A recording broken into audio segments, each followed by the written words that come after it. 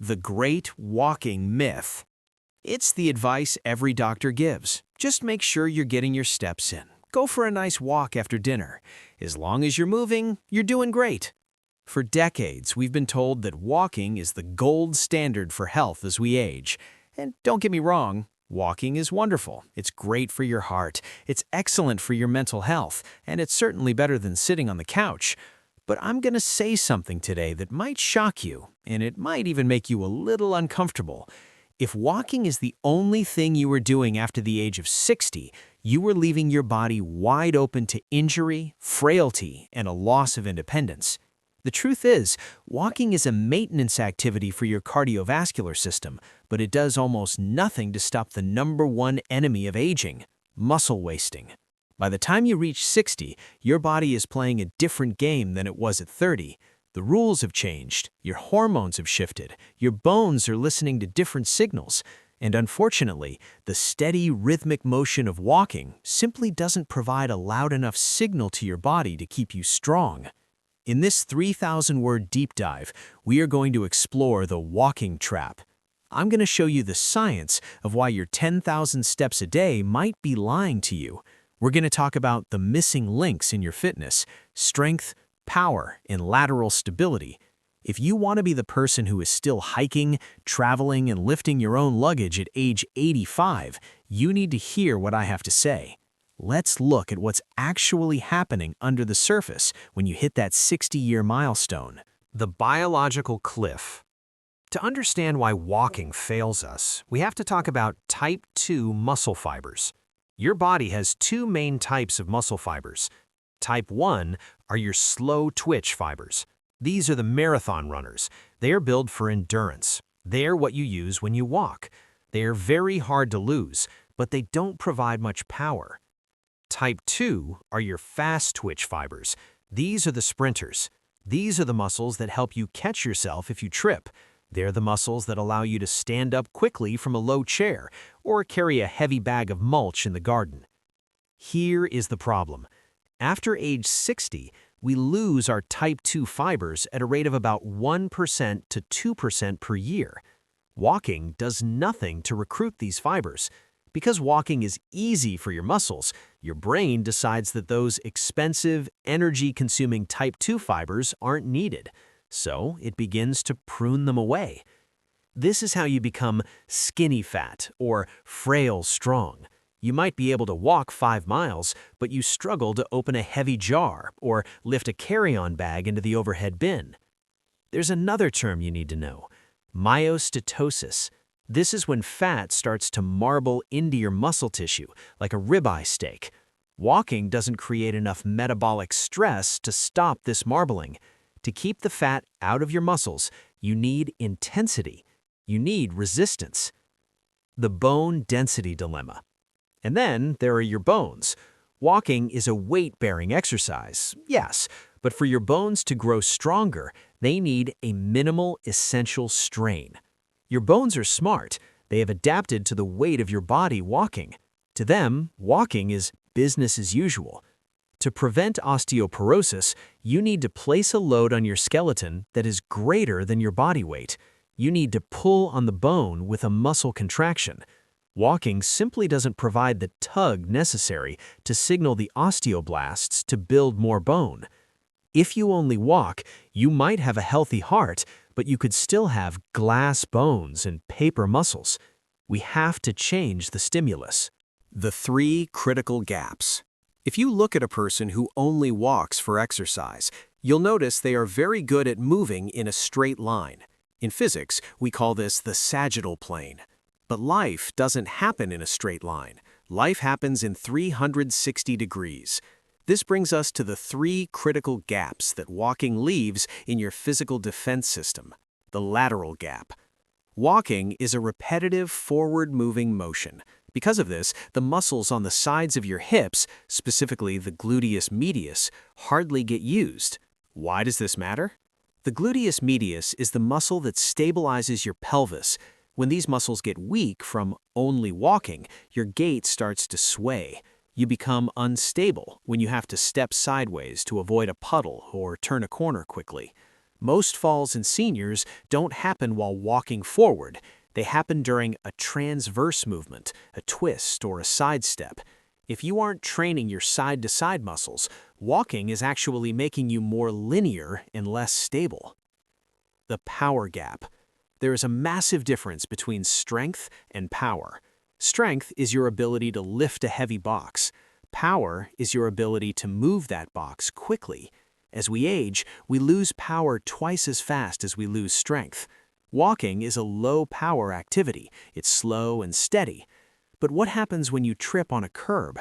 You need an immediate, explosive burst of power in your quads and calves to thrust your other leg forward and catch your weight.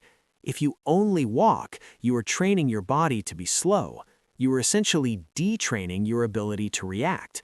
This is why we see fit walkers still suffer devastating falls. They had the endurance to walk 3 miles, but they didn't have the power to react in half a second. The upper body and core gap. Walking is almost entirely a lower body activity.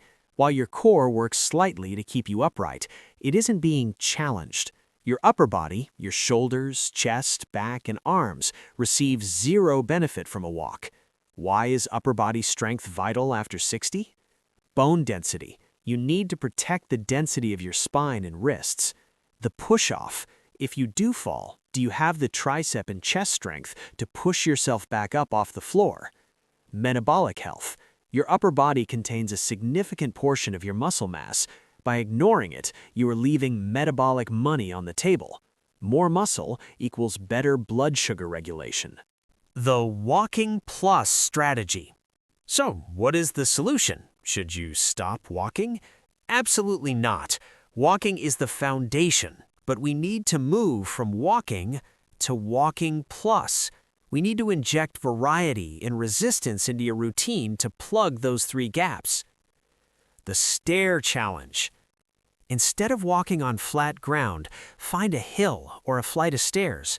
The science: climbing stairs requires concentric power. You are lifting your entire body weight against gravity. This recruits those type 2 fast twitch fibers we talked about earlier. Doing just 2 flights of stairs during your walk provides more muscle signal than 20 minutes of flat walking. The weighted carry. Ever heard of a farmer's carry? It's simple.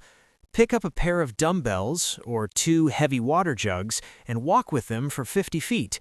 The science: this forces your core to stabilize under load. It builds grip strength, which is a primary marker for longevity. It turns your walk into a full-body structural workout. The interval burst. Every 5 minutes during your walk, I want you to walk as fast as you possibly can for 30 seconds. The science: this pushes your heart rate into a different zone and forces your muscles to switch from burning oxygen to burning stored glucose. It keeps your metabolism flexible and young. The 2 days a week. Now that we've identified why walking isn't enough, let's talk about the solution. You don't need to live in the gym. You don't need to become a bodybuilder. To offset the losses of aging, the science is clear. You need 2 days a week of dedicated resistance training. Think of walking as your movement foundation and strength training as your structural maintenance. On these 2 days, your goal is to challenge your muscles to the point of fatigue. This is where the magic happens. When a muscle fiber is challenged, it releases signaling molecules called myokines. Myokines are often called hope molecules. They travel through your bloodstream to your brain, where they act as an antidepressant and help grow new neurons in the hippocampus, the area responsible for memory. Walking releases some myokines, but heavy muscle contraction releases a flood of them. The anti-frailty exercises. If you are over 60, these are your big 3 non-negotiables. The goblet squat. Holding a weight at your chest while you sit back into a chair and stand up. This builds the legs and the core simultaneously. The overhead press. Pushing weight toward the ceiling. This maintains shoulder mobility and bone density in the upper spine. The row, pulling weight toward your chest. This counteracts the slumped posture that many walkers develop over time. Nutrition. Feeding the new strength.